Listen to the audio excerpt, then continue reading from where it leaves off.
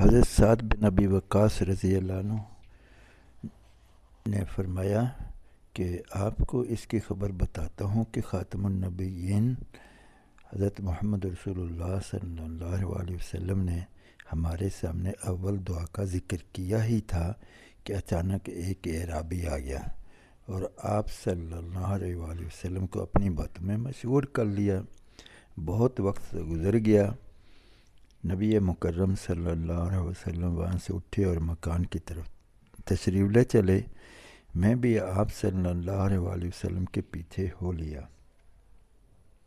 جب آپ صلی اللہ علیہ وسلم گھر کے قریب پہنچ گئے اور مجھے ڈر ہوا کہ کہیں آپ صلی اللہ علیہ وآلہ وسلم گھر کے اندر نہ چلے جائیں اور میں رہ جاؤں، تو میں نے زور زور سے زمین پر پاؤں مار کر چلنا شروع کیا۔ میری جوتیوں کی آہٹ سن کر آپ صلی اللہ علیہ وآلہ وسلم نے میری طرف دیکھا اور فرمایا، کون؟ کیا ابو اسحاق؟ میں نے عرض کیا، جی ہاں یا رسول اللہ صلی اللہ علیہ وآلہ وسلم، میں ہوں۔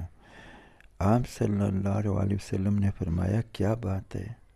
میں نے کہا، آپ صلی اللہ علیہ وآلہ وسلم نے اول دعا کا ذکر کیا، پھر وہ اعرابی آ گیا، آپ مشغول ہو گئے۔ آپ صلی اللہ علیہ وآلہ وسلم نے فرمایا، ہاں ہاں، وہ دعا ذوالنون علیہ السلام کی ہے جو انہوں نے مچھلی کے پیٹ میں کی تھی، یعنی لا الہ الا انت سبحانک انی کنت من الظالمین۔